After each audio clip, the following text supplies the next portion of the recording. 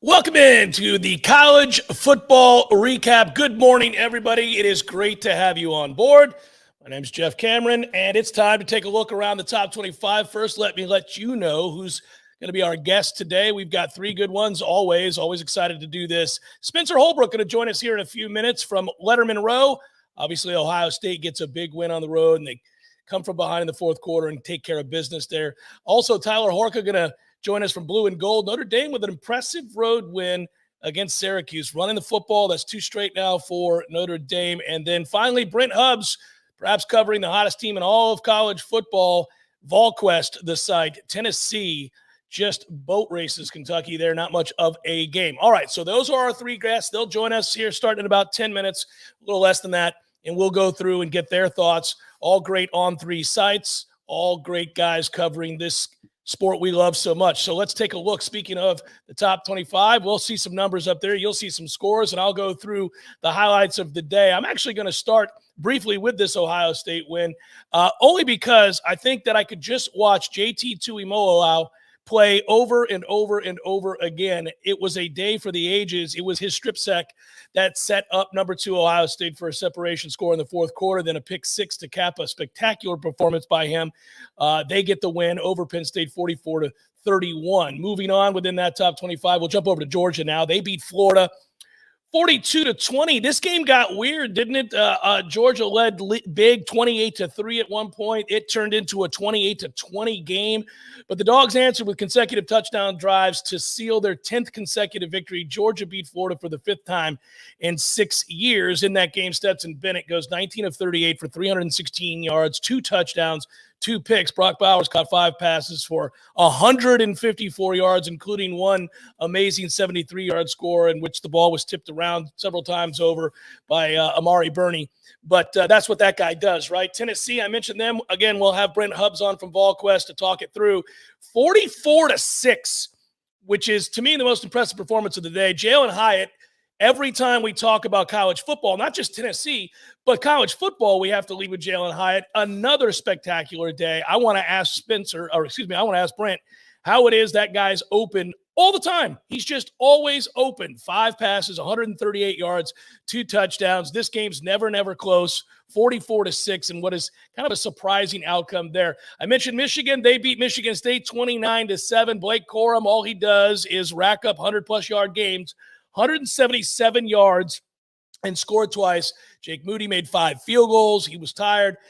They remain unbeaten. The Wolverines are 8-0 now, 5-0 in the Big Ten, scored 26 points, straight points in Ann Arbor after falling behind briefly there in that first quarter. The Spartans moved to 3-5, 1-4 in the conference. TCU wins over West Virginia, 41-31. Max Duggan throws for 3 touchdown passes. Kendre Miller every week, 120 yards and a score. TCU. Big plays in this game over West Virginia in Morgantown.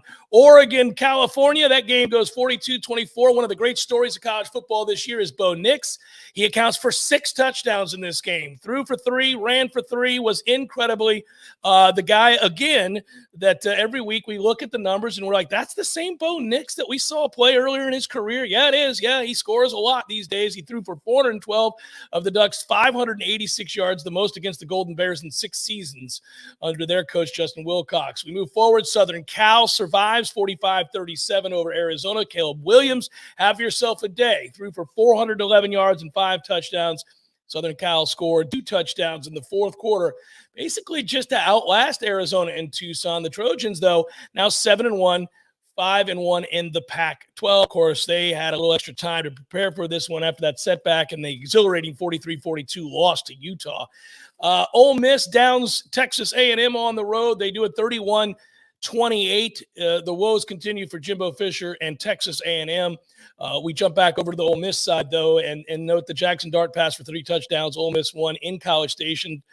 Might also note that Quinshawn Judkins rushed for 205 yards in this game. Scored a touchdown with 7:18 remaining. That helped Ole Miss rebound from its first loss of the season. By the way, he's rushed for over 1,000 yards right now. And as for Texas A&M, they may have found something. Connor Wegman was 28 of 44, 338 yards, 4 touchdowns. But Texas A&M lost their 4th straight game for the school's longest slide since they lost 4 straight back into the 2005 season. They're now just 3-5, 1-4 on the year. Kansas State beats Oklahoma State in a game that nobody could see coming. There's no way any of us would have thought 48-0 would be your final, but it was. And that is the number 9 team in the land they knocked off. Will Howard passed for 296 yards and 4 touchdowns. 6-2 is Kansas State. 4-1 the Big 12. They rout the Cowboys in Manhattan, who are now 6-2, 3-2. That is the first shutout loss for Oklahoma State since 2009. Deuce Vaughn ran for 158 yards. Illinois quietly keeps winning football games. They do it this time to Nebraska, who's not very good. 26-9.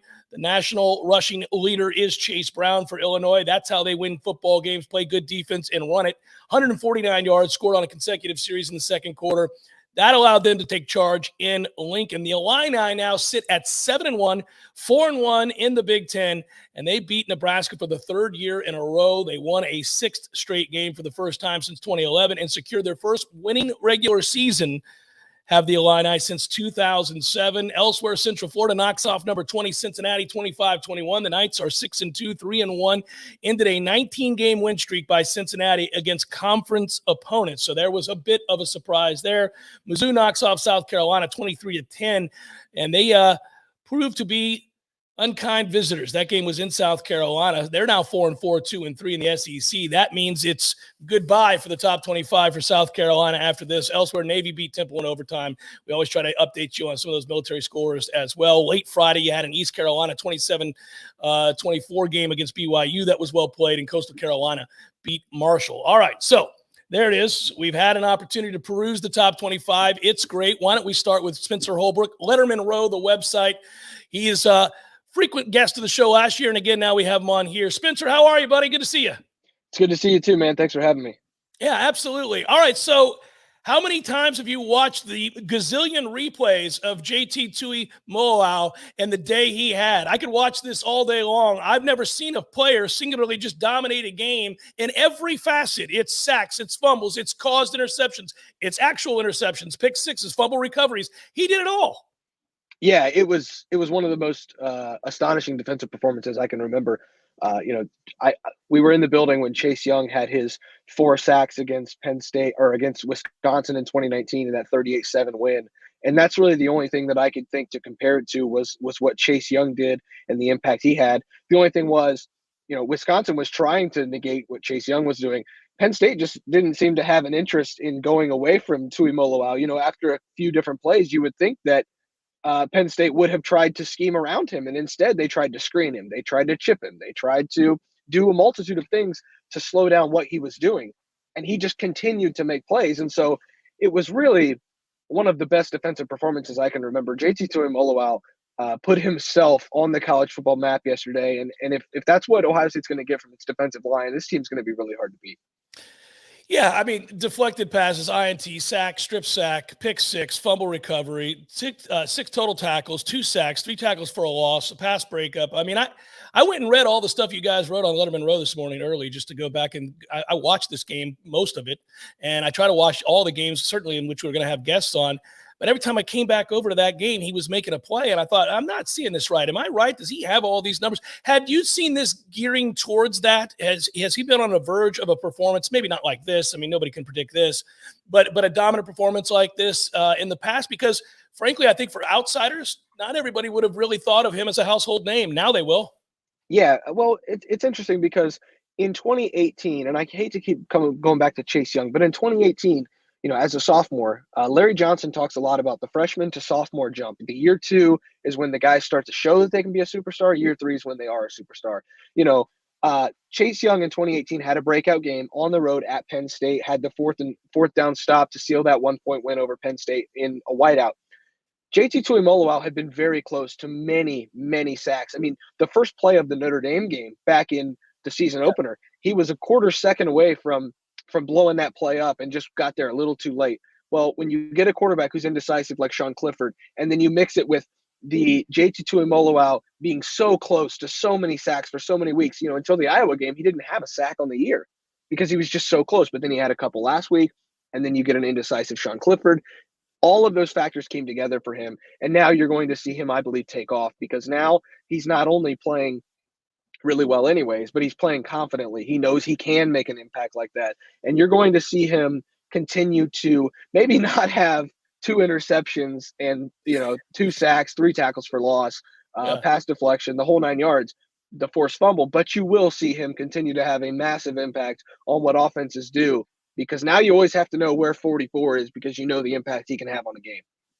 Yeah, and also I don't want to. We'll circle back. We always got to circle back and talk about C.J. Stroud's day, but I don't want to overlook the importance, especially in a tight ball game like this, of the punter. Jesse Mirko was really, really good in this game, and I think if you guys wrote up average over 52 yards a punt. Hey, that'll work, especially while you're trying to find your legs. The Ohio State offense is eventually going to score, right? They seem to come in waves, but in the interim, it's nice to win the field position battle. Absolutely. And, he's just one of those weapons. He didn't have a great year last year. I was kind of wondering how he would be this year.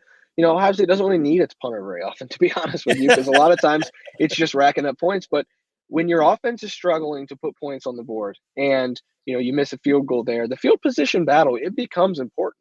And for Jesse Mirko to go out there and like I said in my story, to uncork 3 punts of greater than 50 yards, to pin Penn State inside the 20 a couple different times, inside the 20 once, 50-plus yard punt 3 different times. Ruggles had 3 field goals, and then Mirko has 3 punts of over 50 yards. That's a good day on special teams. And this is an Ohio State team that hasn't been great on special teams. But when Jesse Mirko's hitting those bombs for those punts, and then you get this defense rolling with that pass rush and that run defense, you're talking about a pretty good combination of, okay, the offense isn't working. You can still count on a good punter to go out there, get you into field position game, and then you count on your defense to make a play to get the ball back for that offense, who is eventually going to figure it out. Yeah, and that's what brings us to C.J. Stroud. And I was going to ask you, Spencer, obviously we get a lot of people watching from all around the country, and they go to these different On3 sites that we have, obviously, and the one you run there, Letterman Row, and to find out areas of weakness for teams they don't cover or areas of strength for teams that they don't cover. So they come to you guys. And I was going to say, is that the lone area that Ohio State fans are worried about? Because there certainly isn't a lot to be too concerned with Ohio State. They're doing a lot of things really, really well. Was it just special teams coming into this game that some people might raise an eyebrow at? Well, I mean, you see what Parker Washington was able to do on this secondary. Cameron Brown is out right now, starting cornerback. J.K. Johnson didn't have his finest day, but he's only a sophomore, and he's just working to get better. They haven't been great on the edges as far as cornerback play is concerned, but they're getting better. They're getting more confident. I think better days are ahead for J.K. Johnson. Jordan Hancock's a guy who's coming back from injury still. They have him on one of those, snap counts, trying to really ease him back into the lineup. And so I think it's corner on the outside and being able to take away those big plays. Michigan's got some weapons. Maryland has some weapons, kind of like Penn State had. And you saw Parker Washington have 180 yards receiving. That's definitely a concern. But then after that, it's probably just, a little bit of those special teams things that, you'd like to clean up. But I wouldn't even really call those a concern. Corner is probably the concern. I don't think special teams would be the concern. Okay. C.J. Stroud, 354 yards and a touchdown on 26 completions. More importantly, though, 128 of those and comes in the fourth quarter with the touchdown toss mixed in there. The thing about that guy and watching him play, we all know the ability. We know the receivers. We know how talented this offense is, how fun it is to watch. But also, CJ's a guy that makes plays when you have to make plays. He's a guy that makes plays in crucial situations. It's not just that he's good and he's racking up numbers. He's making plays with the game on the line as well. Obviously, I don't know how much more there can be said about CJ Stroud. If there's any more insight you want to lend to all of us out here, feel free. I mean, he's a Heisman candidate for a reason. We get it. And he continues to add to those numbers and moments that Heisman voters remember. Yeah, the legacy of CJ Stroud is being built, week by week. And, Ohio State needed a touchdown pass the last play of the third quarter against Notre Dame to take the lead. It was 10-7. Ohio State's offense was struggling. CJ Stroud throws a post route to a walk-on and hits a touchdown pass to win, to put the Buckeyes ahead for good. That's a clutch moment that Ohio State had to have. Ohio State needed a big drive after going down 21-16 yesterday to Penn State on the road. That crowd was absolutely rocking. 108,000 people were on their feet screaming. CJ Stroud delivers 2 strikes, and then you get Travion Henderson hits a seam. That's a clutch drive. JT Tuimoloau strip sack. CJ Stroud gets the ball back. 1 play later, he finds Cade Stover in the end zone. That is a clutch play. CJ Stroud is quickly becoming one of the more clutch Ohio State quarterbacks. Dwayne Haskins was great, and Justin Fields was great. CJ Stroud is great in great moments. And when you need a clutch play from your quarterback, he's got it. He needed a 3rd and 10 to Marvin Harrison Jr. to keep a drive alive. He hits him on a slant route that only Marvin Harrison Jr. could catch. And, Joey Porter Jr. didn't have a chance to get to that ball because he's playing off coverage. He made a great break on it, but CJ Stroud put it in the right place. That's where you see CJ Stroud right now to complete 79% of his passes and to, only have 7 incompletions when he didn't have his best stuff. That it speaks to how good he is and with the high standard that we hold him to. But he's earned that high standard, and I don't think he'd want it any other way. Yeah, now you get a little bit of a breather. I know coaches won't say that, players won't say that, but for Ohio State, it's Northwestern and Indiana, I believe, on the schedule over the next 2 games. One would think, certainly on paper, those are laughable victories for Ohio State. But you mentioned the Maryland game. Most of us circle, of course, the Michigan game. Is that what we're really doing here, a collision course to Michigan? Yeah, and I think that's the hurdle for both Ohio State and Michigan was the Penn State game. Could Michigan take care of business in the Big House? Could Ohio State handle a road test at Penn State?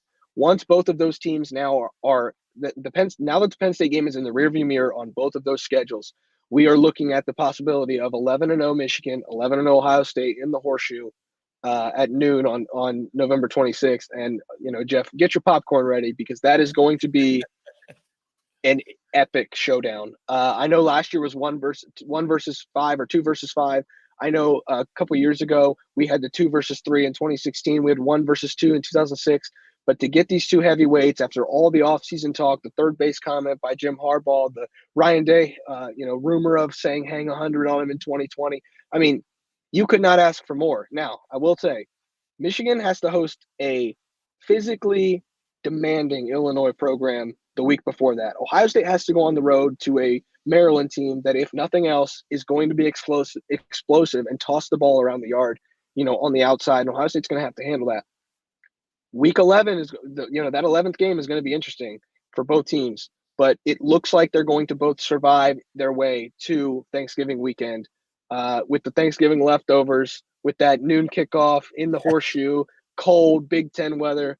With the right to go to the Big Ten title game on the line. I mean, what more could you ask for? That's going to be awesome.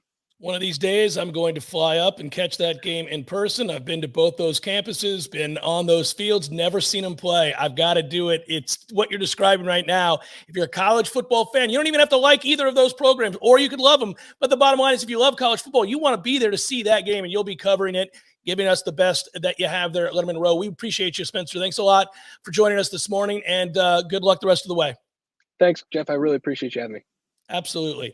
Spencer Holbrook, Letterman Row, and the Buckeyes get a big win, and JT Tuimoloau is unreal in that game. I started the interview with the have yourself a day. It is deflections, interceptions, sack, strip sack, pick 6, fumble recovery, 2 sacks, 3 tackles for loss, pass breakup. I don't know that you'll find a young man have a better college football game this year than that. That was something to behold. And obviously now Ohio State finds themselves on a collision course. It is interesting what Spencer brought up there, though, about corner being a little bit of a problem. Maryland can throw it around the lot. He's right to mention the Michigan game and what they have with Illinois the week before they play Ohio State. So as football fans, college football fans who want to see that matchup with both those teams ranked high, they do still have a tiny bit of navigating to do. Tyler Horka writes for Blue and Gold. Notre Dame went on the road and got a very big win. They're now 5-3, riding a 2-game win streak. Coming up next, by the way, Clemson comes to town. Should be a fun game to cover. Tyler, how are you? I'm good. How are you doing, Jeff? I'm doing great, man. And they did what I thought they would do, and I'm sure you did too. I know you've covered this team well for Blue and Gold all year long. Run the football. Go run the football. And I thought Esme was great. They ran the ball. Diggs was good. I mean, a lot of lining up and letting Syracuse know There are no tricks here. This is us running the football. This is how we're going to win. Are they starting to gel? This is the identity, I think it is, for Notre Dame, right? Try to play pretty good defense, finally got on the right side of the turnover ledger and ran the ball well. Yeah, the thing about Notre Dame is if they could only do it at home, they'd be a pretty good football team because you saw the last couple of weeks, you lose to Stanford. Everybody thinks you got no business losing to that team, and that's probably the case. You should beat Stanford at home. Notre Dame loses I wouldn't say barely beats UNLV, but it almost felt like a loss when they beat UNLV 44-21 a week ago because you're sitting there thinking, man, they could have played better.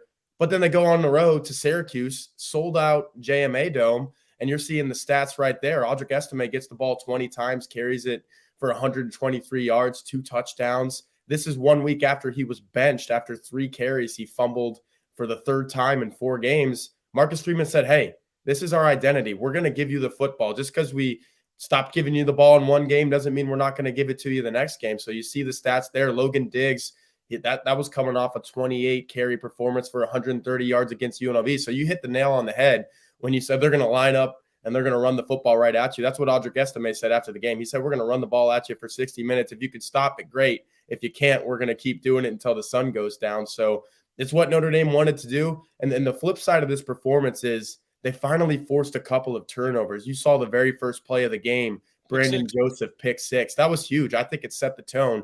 And then when Syracuse started coming back, what happened? Tipped ball at the line of scrimmage. Maris Leofau gets an interception. Notre Dame runs the ball, ends up going up 2 scores and kind of coasts to a victory.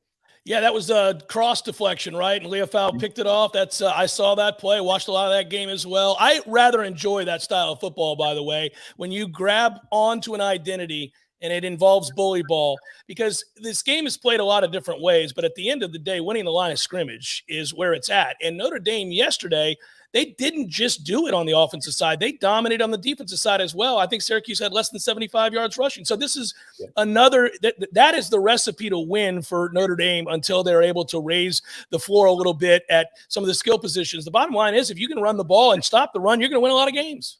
Marcus Freeman wanted to do that before the season even started. You remember going back to that Ohio State game, they said, hey, the only way that we're going to win this game or have a chance to win this game is if we kind of keep the game on the ground and not let C.J. Stroud do his thing. And if you remember, Notre Dame was winning that game 10-7 in the 3rd quarter, and nobody else has really done that to Ohio State all year. You've seen it. That offense has exploded. So Notre Dame was doing it before Tyler Buckner, the starting quarterback, got injured, but really – once that shoulder injury occurred in week 2 and the loss to Marshall, I think the coaches came together and they said, hey, the only way that this football team is going to be successful is if we give the ball to Audric Estime and Logan Diggs and even Chris Tyree, who didn't have his best game yesterday. But that's the thing about this team. They've got 3 guys they feel really comfortable giving the ball to. And yeah, on the other side of the ball, the defense hasn't forced those turnovers, but yesterday showed you what can happen when that finally starts occurring. They won the turnover battle yesterday for the first time all year. They had not been in the green in the turnover margin in any game all year. Yesterday it happened, and what's the result? 17-point victory over the number 16 team in the country on the road. I was looking at Notre Dame's advanced metrics, all the numbers going into that game. I let the folks here on College Football Recap know I like to gamble a little bit. And so I'm always looking in these numbers, and almost in every metric that matters, Notre Dame's offensive line is in the top 25 in run blocking. They really have that identity. Why would you judge this program year 1, Marcus Freeman? Where would you say they're at? It's been uneven. It's a weird team. I think to a lot of people on the outside looking in, you cover them. That's why I'm asking you. I think they're a weird team. There are days I watch Notre Dame and I think you don't want to play Notre Dame. That's a tough team. They're physical. There are other days I see them. They're uneven on offense, and I think Notre Dame is not a very good team if you can get out in front of them. They're a weird team to try to pin down. How would you say year 1 is gone? Yeah, I would say the same thing. And I guarantee you Dabo Swinney is sitting somewhere in Clemson, South Carolina right now saying, man, I really don't want to go to South Bend. The weather's not going to be too bad, so he's probably counting his lucky stars on that. But, yeah, you don't know what you're going to get. And a couple of weeks ago, the word Jekyll and Hyde came up in a press conference, and that's kind of what it's been with Marcus Freeman. He's definitely learning on the fly.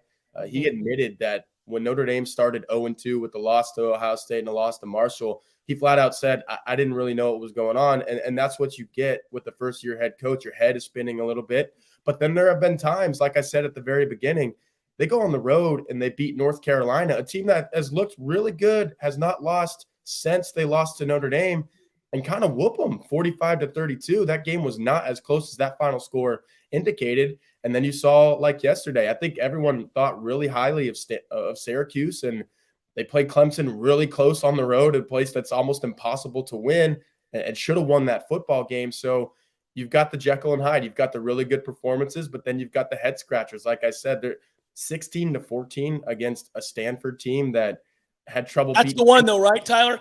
That's the one. If they don't lose that game, we're really probably not even having the conversation. You can understand some early growing pains in year one with a coach. You have an injury at quarterback. All these things can happen, and you realize what it is. That loss gave pause. I think a lot of people went, because that's not a good Stanford team. And yet the team that beat Syracuse on the road yesterday and did it by beating them up at the line of scrimmage seems the more true identity of Notre Dame. Yeah, because it's exactly what they're trying to be. When the head coach tells you, hey, this is what we want to do, and then you go out and you see it actually happen. Notre Dame runs for, 246 yards, and that's including a sack and a couple kneel downs. So really it was a little bit better than that. And look, 4.5 yards per carry isn't going to jump out at the screen and make anybody go, whoa, that's incredible. But when you're running the ball over 50 times and those are still your numbers, that's a pretty efficient day on the ground. 56 carries, 246 yards. That's a lot. That's letting Syracuse know this is what we're going to do. And that's a credit to Marcus Freeman, like I said, because he has told everybody from the start, hey, this is the football team that we're going to be. And as soon as Drew Pine was the starting quarterback for this football team, you knew they were a little bit limited offensively. So if you're a football team that's going to tell everyone, hey, we're running the football, and you could still do it effectively and grind out a 17-point win on the road, you're doing some of the right things. And exactly to your point, if they don't lose to Stanford a couple weeks ago, this is a team that's won 6 football games in a row after the head scratching 0-2 start. So if you can rectify some of those things, because I think there were a lot of people sitting there at 0-2 thinking this thing could go 4-8, like you saw in 2016 with Brian Kelly. And all of a sudden you're sitting there going, we don't know what this football team is going to be, not only this year, but next year. Who is Marcus Freeman going to be as a head coach? A month and a half later, we're looking at it, like you said, if they don't lose that game to Stanford, they've won 6 games in a row. This is a ranked football team. I think there would be some people picking Notre Dame to beat Clemson this week, and there might still be if Notre Dame didn't lose that game to Stanford, because you've seen some of the telltale signs that this can be a really good football team. Marcus Freeman has said that. They're a good football team that doesn't always play good. Well, they'll have to play really good this weekend to beat Clemson, but they could. And I'm not sure that Clemson team is as dominant as we've seen previous Clemson teams. So it should be a lot of fun. Tyler, you do a great job with Blue and Gold. I would encourage everybody to sign up there. Just $10 right now for the annual. Thanks for joining us this morning on College Football Wrap Up. I'll talk to you again down the line. Be well, sir. I appreciate it. Have a good Sunday. Yeah, you too. All right, so that's Tyler Horka of Blue and Gold. And, oh, by the way, that is true. That Notre Dame team has found an identity. It's on the ground, 246 yards rushing. Moreover, they held Syracuse to less than 70 yards rushing at home. That is a bit of a surprise. Now, I said at the outset of the show this morning that I thought the story of college football, it's a pretty obvious one this year. It's Tennessee. I was fortunate enough a couple of times last year to talk with my friend Brent Hubbs of VolQuest, and he's kind enough to join us again now. Brent, how are you, sir? Good morning. Good morning, Jeff. Hope you're doing well, my friend. Good to see you. It's good to see you too. Hey, I want to start with this. I'm jealous. You get to cover the most exciting story in all of college football right now. This Tennessee team is something to behold. And I know most people will probably ask you about Hendon Hooker. I'll get to him. His numbers are unbelievable. How is Jalen Hyatt always open? Can you answer me how that guy is always open? The whole world knows who he is. Every Tennessee game I turn on, he's streaking down the field with nobody around him. Usually it's one of the first 2 plays of the game. It's nuts. Yeah, it is nuts. You're exactly right. And last night in this game, to open the game, Tennessee stacks receivers on the right side. They got Cedric Tillman back from injury. They threw it to him 2 of the first 3 plays. And then they stack Hyatt behind him, and they run Josh Heupel's favorite route, and that's a switch route. And what they do is it's Cedric Tillman driving straight forward against the corner. He's trying to get the safety to turn in with him, and then they just basically run a wheel route with Jalen Hyatt, who's clean because he's in a stacked formation. Nobody can get their hands on him. And you look up, and there's a linebacker trailing, and you're going, wait a minute. There's no way in a defensive game plan that you said, hey, we want to put a linebacker on Jalen Hyatt. And so that switch route has caused a lot of teams problems. The slot receiver in Josh Heupel's offense, if you look at the history, has always been a highly productive position. When you take a guy who can run at that position, it's causing a lot of people problems. And it's not just outside the numbers. Hyatt's doing work inside the numbers. They're moving him and doing some different things. He is a great story in college football. I thought he was going to transfer at the end of last year. I really did. He was not in a good place. His head was not in a good place. He did not play a lot last year. Valus Jones took his job. And when he got a little banged up and he never got it back, you saw him leaving the complex, Jeff. His head was down, had his earbuds in, didn't speak to anybody, just kind of in a down place in football. And he committed to the game. He committed to his craft in January. He's put in the work, and he's reaping the rewards right now. Hard to say he's not the front runner, certainly definitely in the top two for the Biletnikoff Award at the end of the year.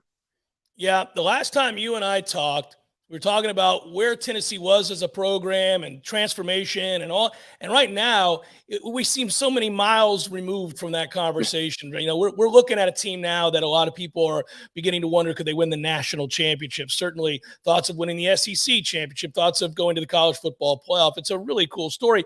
The other part of that story is Hendon Hooker, who I think everybody who loves college football certainly saw a lot of him and did not think he would ever be this kind of player. Talk a little bit about why he's made that big leap forward now. He plays with such confidence, but he's so much better as a passer now than he was.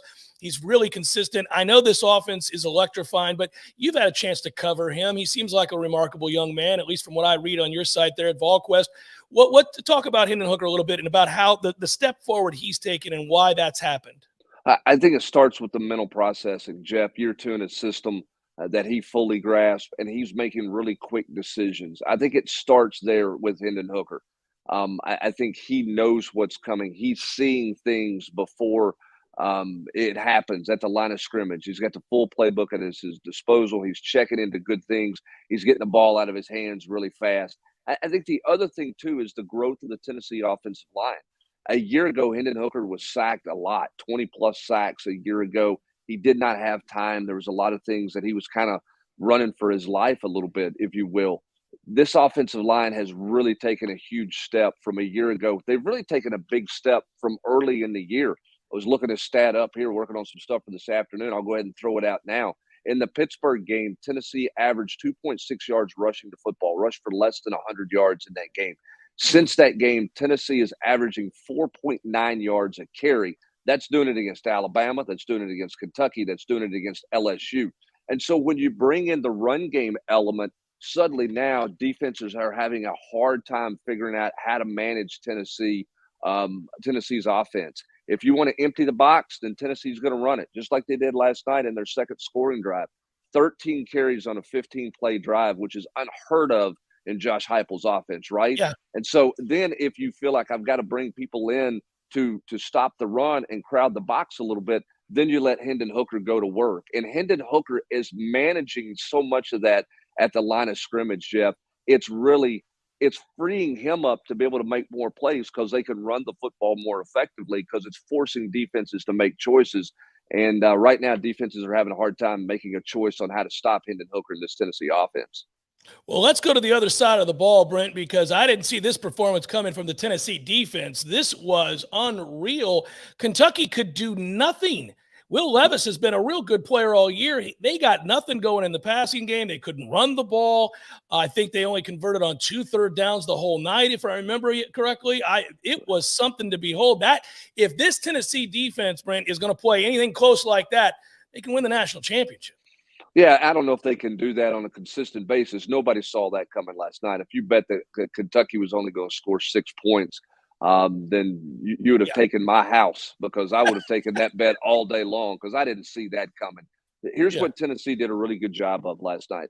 Early downs, they did a great job defending the run, with the exception of the second drive of the game. They did a really good job of forcing Chris Rodriguez to bounce because they got interior defensive line penetration that didn't let Rodriguez get straight downhill on an off-tackle run play, right? He couldn't hit the A-gap. He couldn't hit that straight downhill. He had to run laterally, which is not his greatest skill. And so because of that, it slowed down the Kentucky run game greatly. Then Tennessee finally did what they have not been able to do all year long. and that is get off the field on 3rd and long. Tennessee had Kentucky in 3rd and 7+ 10 times last night. Kentucky was 0 of 10 on 3rd downs in that situation. Florida thrived in that situation. They converted 70% of their 3rd and longs against Tennessee early in the year. That's how they stayed in the game. Tennessee finally got off the field on 3rd and long last night. Here's the one other thing about the growth of Tennessee's defense overall. Tennessee committed this offseason, they committed in the preseason to playing more bodies, forcing more guys on the field, rotating guys. They're playing 12 guys on the defensive front. It's paying dividends for them in the second half. They are a more physical team because they are a fresher football team. You don't have defensive tackles playing 60 and 70 snaps like you did Matthew Butler a year ago, keeping them fresh, making them a better 4-quarter football team. The story last night, though, was what Tennessee did in the secondary. We'll see if they can do that this week against Georgia, because that was a game in the defensive backfield. Tennessee's not played like that all year long, the way they played last night, forcing those 3 interceptions. We'll see if Tennessee can do that. They did that last night with 2 backup corners. Danico Slaughter had not played corner all year long. Gets a pick on a deep ball, forces the interception that Juwan Mitchell got on a big hit on the receiver. Can they find that kind of production out of the cornerback position against Stetson Bennett and Georgia this week? Don't know. They left last night with a ton of confidence because of the way they played, though. Well, and Brent, we'll wrap it up with this, and these are all great points by you, and I really enjoyed watching the growth of this program through your eyes and through the fine staff there at VolQuest. How big is this game, right? I mean, just seeing the constant shots of the stands of Tennessee fans believing again and showing out in full force. It's always been an awesome fan base, but now they have real hope, and it's gone beyond probably any of their wildest dreams into this season. Now, Tennessee, as we've said repeatedly this morning, could win the national championship or in a position to be one of the teams that plays for it. And now you get a real measuring stick game, but you've already had one. You beat Alabama. This is going to be fun. I know you're excited to cover this game. No doubt. This is for the SEC East. And think about this. Through the history of Tennessee and Georgia, it's the first time these two teams will have played against each other, both ranked in the top 5. This is a matchup like you've not seen between two, quote, rivals in the SEC East. Everybody's been chasing Georgia, including Tennessee. Tennessee's chase has been accelerated by the growth of Hendon Hooker and what they've done. Are they there? A year ago, they got in the red zone 5 times against Georgia. More than anybody else did. They didn't convert enough of those into touchdowns. They had a lead at the half against Georgia. They didn't have the ability to hang in that ball game. Can they keep this into a 60-minute game in Sanford Stadium? I'll say this. I don't expect Tennessee to flinch, given what we've seen out of Tennessee to this point. Should be a fun atmosphere. Should be a great day in Athens, Georgia. Brent, be well, sir. Good morning. Enjoy your Sunday, and thank you so much for taking the time with us today, and I'll talk to you again down the line. Great to see you, Jeff. Appreciate you having me on. Have a great Sunday. And in college football fun? Oh, it's beautiful. It's a great thing. And I'm glad Tennessee's good again. And I'm glad to talk to you again, sir. Be good. Thanks, man. That's Brent Hubbs of VolQuest. He does a very, very good job. That entire staff does. You guys check it out. By the way, if you haven't joined that, I think for their site right now, it's just $1 for the year. So I think Matthew threw it up there on the screen. Once again, a reminder, you can subscribe to VolQuest for just $1 for 1 year. In fact, on that note, all of the sites do a tremendous job for On3. We had Brent Hubbs on. I thanked him just a moment ago. Want to thank Tyler Horka yet again. That website, Blue and Gold, I believe just $10 for the season. That is right. There, it's up on our screen, $10 all the way into next football season. You get that. And then finally, we thank our friend Spencer Holbrook, who joined us at the outset of the show. Letterman Row, there, $1 for 1 year or 4 months for $1. You want to do the $1 for the year. There's no fooling around there. Make sure it happens. And Ohio State, another one of those teams so that we talk about seemingly on a weekly basis, and for good reason. They get a bit of a breather. Tennessee does not. Notre Dame trying to remain formed. They don't get a breather. They get Clemson coming up next. College football is spectacular yet again, and I think there's a little bit more balance in the sport this year than there's been in the last few years, and that's exciting for all of us that love the game and want to see more competitive balance. I think you'd like to see 8 teams capable, 10 teams capable, more than that if you could help it, but usually you don't. Usually you get 2 or 3. I think it's opened up a little bit more this year, and that's made this a little bit more intriguing. Every other Saturday, we have a big upset. We see a top 10 team lose. We see a moment where the paradigm shifts a little bit, and maybe you don't know what you thought you knew, which is a beautiful thing about college football. I want to thank Director Matthew, as I call him. Dear friend, produced today's show, did a wonderful job as always. I want to thank all of you. Thank my 3 guests. You guys were here every Sunday, 11 a.m., wrapping up the top 25 for On3. We'll do it again next weekend. Join us Like, subscribe, all that good stuff. Share with your friends. We'll have more experts on again next weekend. Enjoy your Sunday, everybody. Enjoy the football, and I'll talk to you again next time.